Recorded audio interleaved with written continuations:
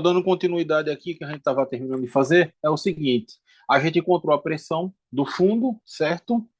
E o que falta a gente encontrar é a força, nesse caso daqui, que é aplicado sobre o bloco lá no fundo. Então, isso aqui vai ser igual a pressão, certo? 110.090,7 vezes quem? Vezes a área que a gente já calculou anteriormente, né? Que é 0,36. 0,6 vezes 0,6. O que vai dar para a gente aqui é algo em torno de 3,96 vezes 10 elevado a 4 newtons. No gabarito ele marca 4 exatamente. Eu não gosto de aproximar tanto assim. Então, 3,96. Esse aqui foi o item letra B. Vamos para o item letra C. Essa questão ela é bem extensa. Tá? O que é que ele fala aqui na letra C? A tensão na corda. Então, tudo bem, vamos calcular a tensão na corda. Para a gente calcular a tensão na corda, a gente vai precisar aqui das relações de forças que a gente tem. Quais são as relações das forças que a gente tem aqui? É o seguinte: o bloco ele está dentro da água, certo? E está preso. Só vou fazer isso aqui porque tem essa distânciazinha. O que é que a gente tem aqui com o bloco? A gente vai ter para baixo a força peso, certo? Essa força peso daqui, ela vai ser a resultante. E aí a gente vai ter o que para cima aqui, ó? Na verdade, ela não vai ser a resultante, desculpe. Para cima eu vou ter o empuxo, como a gente viu que aqui tinha a lei de Arquimedes, tá? E aqui a gente vai ter também o seguinte, ó, eu vou colocar em laranja, eu vou ter aqui, ó, no fio a tração. Então, como a gente está em equilíbrio, o fio está preso, eu posso escrever da seguinte maneira, ó, o somatório das forças, certo? Que estão atuando aqui, ela vai ser igual a quem? Ao vetor nulo. Estou fazendo vetorial. Por que vai ser igual ao vetor nulo? Por causa que o cubo está preso no fio, ele não se desloca, tá? Então vamos lá como é que fica as forças que estão atuando aqui, ó. A gente vai ter a força peso, certo? Mais a tração, mais o empuxo é igual ao vetor nulo. Note que todas essas forças elas estão em qual eixo? No eixo Y, tá? Então eu posso tirar já de cara esse eixo Y aqui e eliminar o J. Vamos botar aqui só o módulo das forças. Então isso aqui ficaria quem, ó? O peso ele estaria para baixo, certo? E as outras duas estariam para cima. Então isso aqui ficaria menos mg, certo? E aqui ficaria o quê? Mais T mais E, vou botar assim, igual a zero. De maneira que eu posso escrever que tração mais empuxo é igual a massa vezes a gravidade. Está aqui a nossa relaçãozinha de força. Simplesmente o que eu fiz foi estabelecer aqui os vetores e calcular.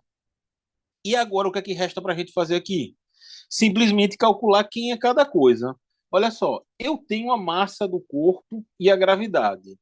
Então, para me calcular a tensão, a atração, perdão, a atração vai ficar em mg menos um empuxo.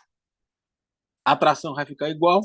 Isso aqui é 450 vezes a gravidade, que é 9,8, menos o empuxo, certo? Quem é que é o empuxo aqui? O empuxo a gente já viu que a gente define ele como sendo ρ, é, ρ, nesse caso aqui o ρ do líquido, né? Que é do líquido, a gravidade e o volume, o quê? O volume deslocado, tá? De maneira que a gente pode escrever aqui o seguinte, ó. T é igual, isso aqui vai ficar 450 vezes 9,8, vai ficar 4.414,5, menos isso aqui vai ficar ρ 1.030, a gravidade é 9,8. E qual é que vai ser o volume deslocado? O volume deslocado é o volume do próprio corpo que está sendo inserido. Esse aqui é o detalhe principal dessa questão. O volume que está sendo inserido é quem é o volume do cubo, ou seja, 0,6 elevado ao cubo. Nesse caso aqui, a tração vai ser igual a 4.414,5 menos, fazendo esses cálculos aqui tudo, isso aqui vai dar 2.182. E aqui tem só um pequeno detalhe, porque no item letra D, ele pede justamente o empuxo, tá? Então, o empuxo, ele já está calculado aqui, o seu módulo. O empuxo já está calculado aqui. E aí, o que, que a gente tem aqui, ó?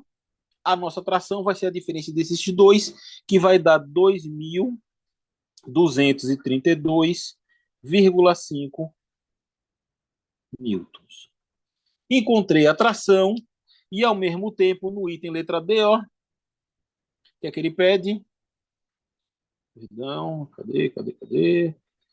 No item letra D, calcule o módulo do empuxo usando o princípio de Arquimedes. A gente já deduziu o princípio de Arquimedes, não vou fazer de novo, não vou fazer a conta, já está aqui a relação, simplesmente o módulo do empuxo é igual a 2.182 newtons. Já está claro porque foi aqui, não tá? Eu não preciso refazer não, né? Não, não precisa não. Tá. Então vamos lá. Então, esse aqui é o item letra D, só para a gente finalizar. Esse aqui foi o item letra C. Essa questão daqui, ela é uma questão um pouco trabalhosa, certo? Exige um certo cuidado. Só que as bases dessa questão que a gente vê aqui, sobre a força no topo, a força no fundo e a dedução da lei de Arquimedes, ela cobre toda essa parte, que é a parte mais difícil do assunto de hidrostática. Quer dizer, feita essa questão, não tem como ser surpreendido por nenhuma questão desse tipo, tá? Ele não pode variar mais do que a questão está pedindo aqui, tá ok? Então, essa questão é importante por conta disso, e foi por isso que eu botei ela. Já que a gente já abriu mais uma outra aula, a gente vai passar para essa parte agora de quê? De hidrodinâmica. Por que essa parte é importante? A mecânica dos fluidos ela é dividida em hidroestática e hidrodinâmica. No nosso caso aqui, a hidrodinâmica ela vai ser uma parte bem mais rudimentar, certo? Por que ela vai ser mais rudimentar? Porque a gente vai trabalhar com os chamados fluidos ideais. Como é que é o fluido ideal? Primeiro de tudo, o fluido ele tem que ser incompressível. Se ele é incompressível, a gente já sabe de cara que ele não pode ser um gás, ele vai ser um líquido, tá? Por exemplo, a água é um fluido incompressível. Dá para comprimir a água? Ela comprime um pouco, só que a compressão dela é desprezível. Então a gente diz que ela é um líquido ideal. É, outra característica importante do fluido ideal é que ele possui temperaturas e densidade dele é constante, ele não varia isso, tá? Ele mantém essa constância. O fluxo também ele é estacionário, isso aqui é uma coisa importante, eu vou botar aqui, ó, estacionário. O que é que estacionário quer dizer? Quer dizer que a velocidade e a pressão em um ponto vão ser constantes. Ou seja, a gente vai ver aqui pela equação da continuidade e pela lei de Bernoulli, equação de Bernoulli, que velocidade e pressão elas variam, mas elas variam de acordo com os pontos que a gente estiver trabalhando. Nesse caso específico, no mesmo ponto, sempre vai ter a mesma velocidade e a mesma pressão, ou seja, ele vai ser estacionário. Outras características importantes aqui é que ele é laminar, esse fluxo, e laminar significa que ele é não turbulento, né? Mas isso aí é uma coisa que está relacionado mais com uma coisa chamada números de Reynolds, que o fluxo começa a ficar se dispersando, variando muito, e ele perde aquela forma dele. Basicamente seria essa a ideia. O fluxo também ele é irrotacional, ou seja, ele não faz redemoinhos no seu interior, rodamuinhos, né? Ele mantém aquela linearidade. Se você pudesse, por exemplo, vetoriar a água jogando alguma coisa, ele ia sempre em linha reta, você não ia ver ele fazendo turbilhões. E outra coisa aqui, ele é não viscoso, ou seja, não há resistência ao movimento dele. Essas são as características. Eu coloquei estacionário aqui porque é uma característica que a gente trabalha mais constantemente com ele, tá? E aqui a gente vai trabalhar a chamada equação da continuidade. Ela é uma equação bem simples e bem interessante, entendeu? Mas assim, ela está contida no nosso dia a dia, então fica bem bacana da gente ver. Que é a seguinte questão aqui, ó. É, imagine que você tenha um determinado fluxo, certo? Num recipiente. Você tem aqui, tá? E esse fluxo ele está se deslocando dentro do recipiente. Então, para um intervalo de tempo, delta t, ele deslocou isso aqui, ó, L. Ele faz esse deslocamento. E a isso daqui, a gente dá um nome disso daqui, que é vazão mássica. A gente pode chamar isso de vazão mássica ou fluxo de massa. Eu posso chamar isso aqui, ó, de M ponto, certo? E M ponto vai ser quem? Vai ser a massa que vai ser deslocada num intervalo de tempo. Então, isso aqui a gente chama de vazão mássica. Vou até botar aqui, ó, vazão mássica ou de massa. Mássica, tá? Então, tá aqui. Como é que fica? Isso aqui vai dar para a gente o seguinte, olha. O M vai ser M sobre T, tá? E quem é M? M a gente já viu que tem aquela característica que eu posso escrever ele como sendo a densidade multiplicado pelo volume. E volume é quem? É área vezes comprimento, ou vezes altura. No caso aqui a gente está falando de L. Então você tem a área A aqui, ó, e o comprimento L. Isso daqui tudo dividindo por quem? Por T. A área e a densidade, elas são constantes. Só que o comprimento que é feito aqui do deslocamento da água, não. Ele vai depender da velocidade. Então, eu posso escrever esse fluxo máximo aqui como sendo a densidade vezes a área, certo? Vezes quem? A densidade, a área e vezes a velocidade. Então, é assim que a gente coloca, tá? E aí, quando a gente está passando num sistema que a gente passa por dois pontos diferentes, aonde há uma variação de área, mas o fluxo é o mesmo, imagine que eu tenho o seguinte aqui, ó. Eu estou dizendo esse deslocamento, certo? E aqui, por um determinado instante, a gente diminui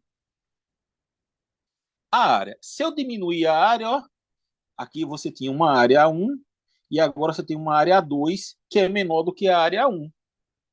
Só que o fluido é o mesmo e a gente sabe que o fluido ele é incompressível e ele mantém a densidade dele constante. Então eu posso dizer o seguinte, ó, a vazão mássica em 1 ela vai ser igual à vazão mássica em 2. De maneira que a gente pode escrever o seguinte, ó, ρ vezes A1 vezes V1 é igual a ρ vezes A2 vezes V2. Novamente, como a densidade ela é constante, a gente cancela, certo? Isso aqui não é válido para qualquer líquido, certo? Vai depender qualquer fluido, vai depender do tipo de fluido, mas para a gente aqui vai ser. E aqui a gente vai ter, ó, que a área 1 vezes a velocidade 1 é igual à área 2 vezes a velocidade 2. E essa aqui é chamada equação da continuidade. É uma equação bem simplória, bem simplória. Se eu diminuo a área, o que é que acontece? Eu aumento a velocidade proporcionalmente para manter a igualdade, ok? Então, vamos ver o que, é que a questão pede aqui para gente. A questão diz o seguinte: uma mangueira de jardim com diâmetro de 1,9 centímetros. Então, ele dá para a gente aqui, ó, o diâmetro da mangueira 1,9 centímetros, ou seja, isso aqui é igual a 0,019 metros, tá? Isso aqui é o diâmetro, né? Mas se eu quiser o raio, isso aqui vai ser metade, né? Então, o raio vai ser metade disso. Isso aqui vai ficar 0,00, não, botei zero demais. 0,95 metros. Então, eu tenho raio. Por que eu quero raio? Porque se eu estou em um tubo de uma área circular, tá? Isso daqui vai servir para a gente fazer o nosso cálculo. A mangueira ela tem um tubo circular, ela não tem um tubo quadrado. Então vamos lá, isso daqui. Aí prosseguindo a questão, o que é que ele fala para a gente? Cadê? Tá. É, conectada a um irrigador. O irrigador seria um pontozinho cheio de furinhos assim, para que a gente possa molhar ali as plantas todas com uma certa facilidade maior. E meramente um recipiente com 24 furos. Então, olha o que está acontecendo aqui. Você tem a mangueira que tem uma seção transversal ali, que tem uma determinada área, tá? E aí você tem uma velocidade. Aí o que acontece? Você vai chegar na parte do irrigador e esse irrigador ele vai ter um monte de furinho pequeno. Nesses furinhos pequenos a velocidade vai ser maior, tá? Só que você vai ter 24 furos. E aí a gente vai ter que fazer a relação. Todos os furos vão ter que ser levados em conta, tá? Aí o que ele fala aí, ó? Cada furinho desse tem um diâmetro de 0,13 centímetros. Ou seja, eu vou, eu vou chamar de Dzinho, certo? 0,13 centímetros. E raiozinho de 0,0. Já transformando para metro direto aqui no raio, 0,00065 metros. Tá? Só para a gente deixar aqui no formato certo. Então, o que é que ele pede na questão para a gente? Ele pede para saber se a água na mangueira tem velocidade 0,91 metros por segundo, qual é a velocidade com que ela deixa os furos do irrigador, tá? Então, vamos calcular isso daí da seguinte maneira. Como é que eu vou fazer? Note que é o seguinte, se eu tivesse só um furinho pequeno, você teria ali uma relaçãozinha fácil de fazer.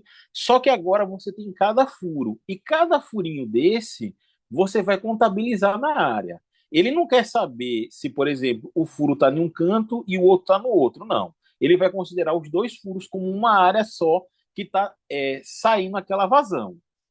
Então, ficaria basicamente o seguinte aqui, ó. A gente vai colocar isso aqui. A área total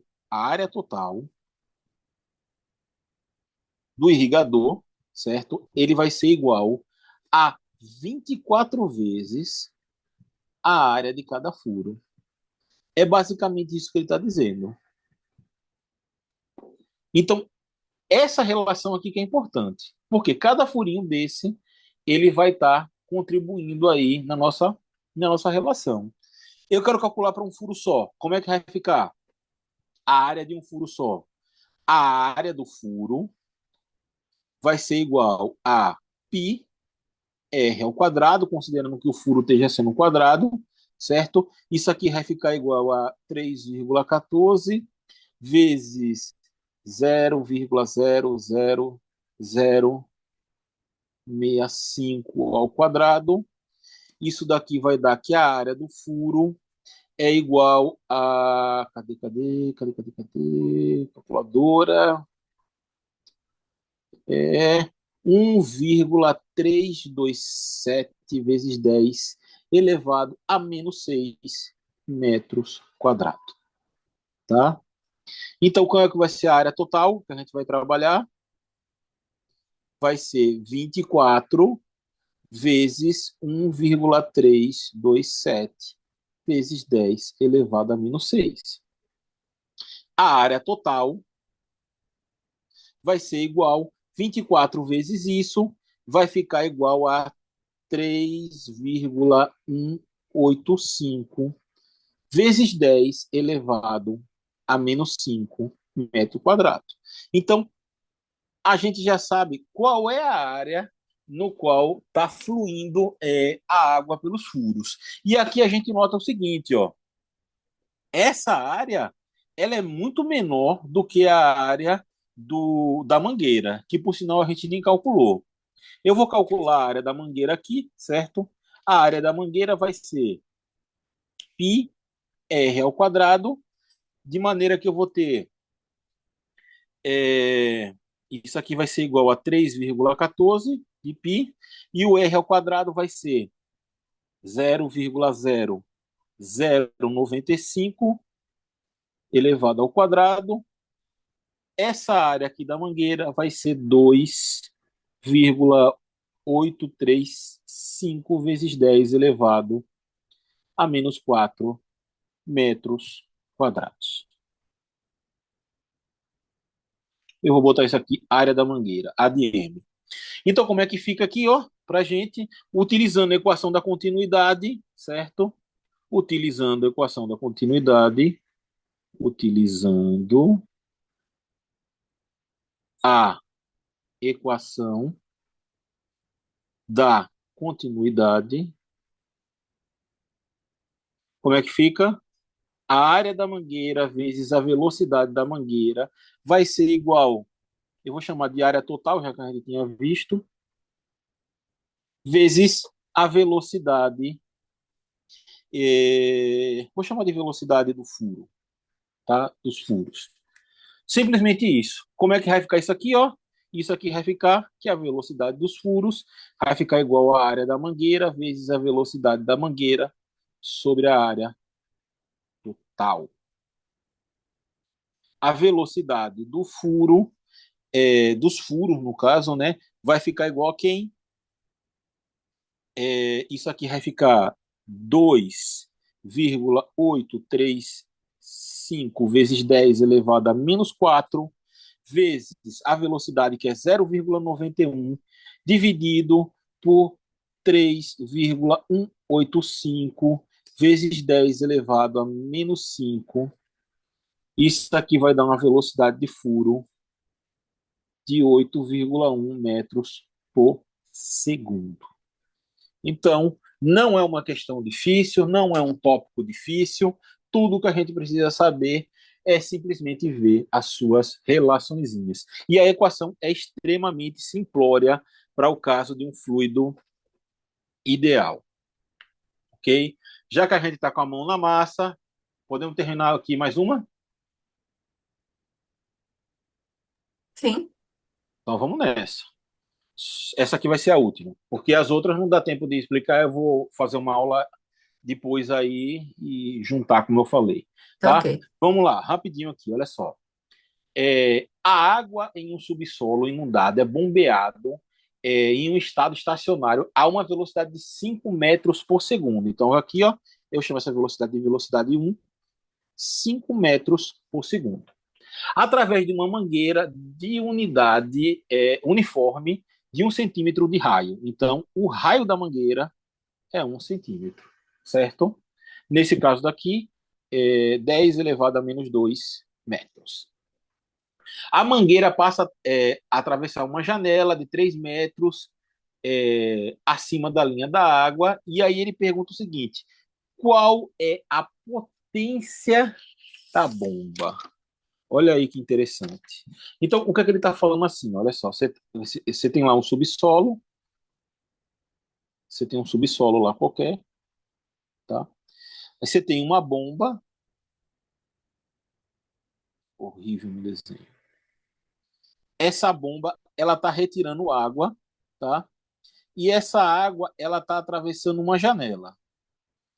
Essa janela daqui, ela está a uma altura de 3 metros acima de onde a bomba está. E aí, o que é que ele pede para a gente? Ele pede para a gente para calcular o quê? Para calcular qual é a potência. da bomba. É isso que ele quer saber. Qual é a potência da bomba? E aí, para a gente fazer isso, como é que a gente vai fazer isso aqui? Primeiro de tudo, a gente vai determinar o seguinte: potência, ele tem uma relação entre a energia, certo? E um determinado intervalo de tempo. Mas aqui a gente pode escrever a potência da seguinte maneira, ó. Isso daqui o livro já dá, ele já deduz, eu não vou deduzir isso aqui, mas olha só, essa potência daqui, ela pode ser a vazão mássica vezes a energia por unidade de massa, tá? Então, aqui, ó, M é a vazão mássica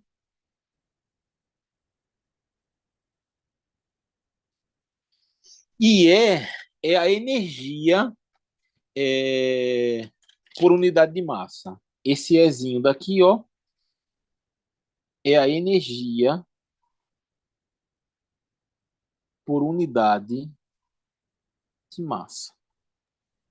Então, Essa vazão mássica que você fala, seria aquele VZ?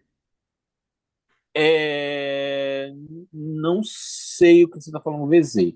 Porque, assim, tem vazão volumétrica, certo? Hum, Esse daqui, a vazão mássica simplesmente é a massa que atravessa no intervalo de tempo, tá, entendi. tá?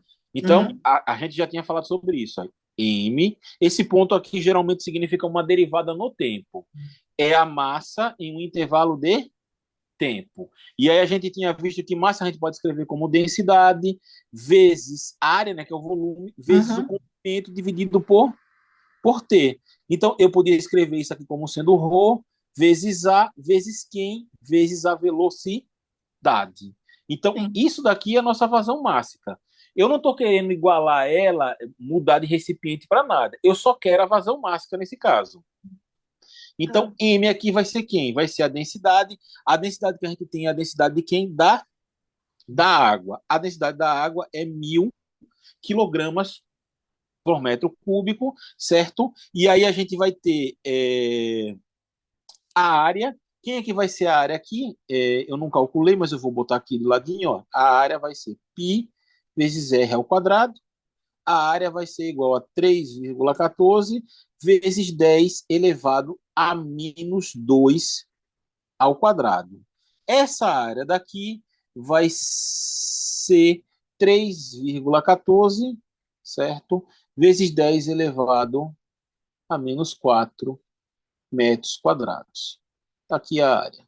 Então, isso aqui vai ficar 1.000 vezes 3,14 vezes 10 elevado a menos 4 vezes. Aí agora falta a velocidade. A velocidade, a questão dá para a gente que é 5 metros por segundo.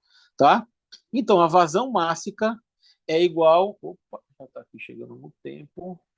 Isso aqui vai ficar igual. Fazendo essa continha daqui, isso vai dar para a gente ó, 1,57 quilogramas por segundo. Encontrei a vazão máxima.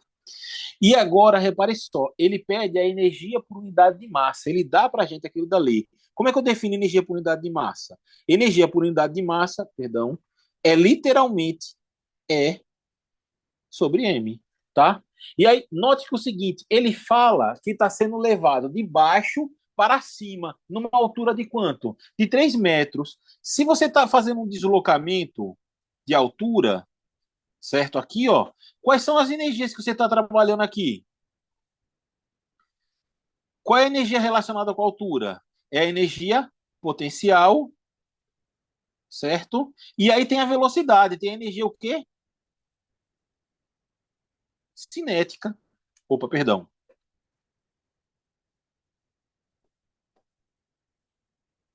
Desculpe. E aí você tem o quê? A energia cinética. Então, ó, quem é que fica isso aqui, ó? Vai só. E vai ser igual à energia potencial mais a energia cinética. E vai ser igual. Quem é que é a energia potencial? mgh.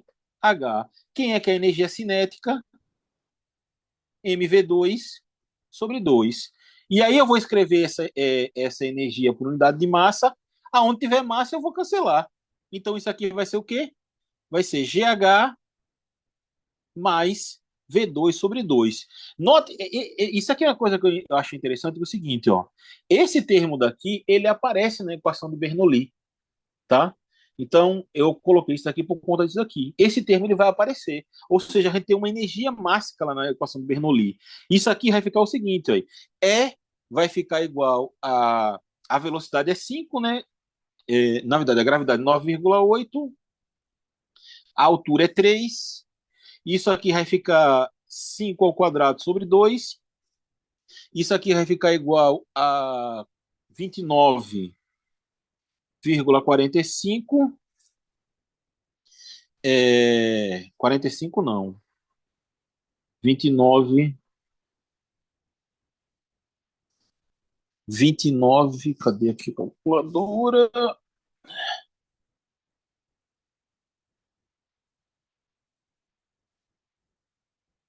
9,8 vezes 3, 29,4.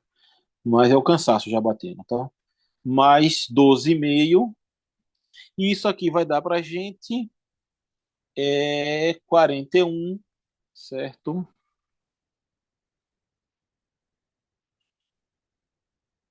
41,9 joules, tá? E aí o que é que fica pra gente aqui, ó? Olha só, quem é a potência? Potência vai ser igual a m vezes E, foi o que a gente tinha visto lá. Quem é que vai ser a potência? 1,57 vezes quem? 41,9. Isso aqui é joules por quilograma, tá? E aí, como é que fica isso aqui? Isso aqui vai dar 65,85 watts. Tá aí finalizada essa questãozinha, certo? Tá faltando as questões aí agora de Bernoulli. A sexta-feira eu mando e eu vou olhar aquela prova. O que tiver de questão mais ali que seja referente a esse assunto, eu resolvo também na sexta-feira e envio para vocês. E esse restante da aula eu também vou postar para vocês de hoje para amanhã, tá certo? Tá bom. Mas essa questão que você acabou de resolver, ela também já é Bernoulli, né? Não, ela não é Bernoulli, não. Não? Ela é equação da continuidade. Ó, note que a gente fez isso daqui, Ah, certo? Essa questão da vazão mássica que a gente transforma aqui, ó, hum. a gente conduz ela à equação de Bernoulli. Lembra aqui que a gente diz, ó, porque a única diferença, a equação da continuidade, é que a gente não chegou em dois pontos diferentes. Ó. A gente deduziu a, a equação da continuidade a partir da vazão mássica. Ah, tá. É porque como Entendeu? ali embaixo deu quase a Bernoulli, né? Só que a Bernoulli é E P1, porque foi que aí eu tem... Exatamente. O que foi que eu falei? Eu disse que tem Aham. essa relação daí, ó, é importante notar, da Sim. energia mássica. Porque, na verdade, a gente, quando vai deduzir Bernoulli, a gente vem um trabalho para levar uma massa do fluido de um ponto até outro ponto, entendeu? Tendo ali as suas variações diárias no percurso. É basicamente essa ideia, tá? Hum, entendi. Para mim, Ok? Bernoulli era tudo isso, tudo quando envolvia é, a equação contínua, P1, que é essa parte ali, e cálculo da área. Então, uma coisa não tem nada a ver com a Não, outra. não é que não tem a ver, tem a ver. Tem características que são importantes para si, mas não esses casos são separados. A equação da continuidade, ela serve justamente para você ter ali uma pequena variação de quê? Você tem aquela pequena variaçãozinha ali diária, certo? Para você Uhum, fazer as medidas da velocidade. uhum, Bernoulli você relaciona a pressão, certo?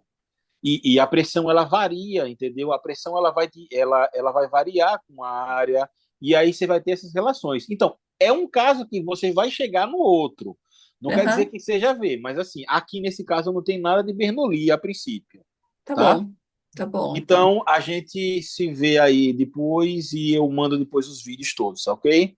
Ok, obrigada, viu, Obrigadinho aí, uma professor? boa noite, viu? Caramba, Obrigada hoje, para você hoje foi também. tarde, viu? Não tem problema não. A primeira aula é assim mesmo, até se acertar, né? Até. Pois Ah, é. e outra coisa, você falou que depois na sexta-feira você ia mandar outra parte.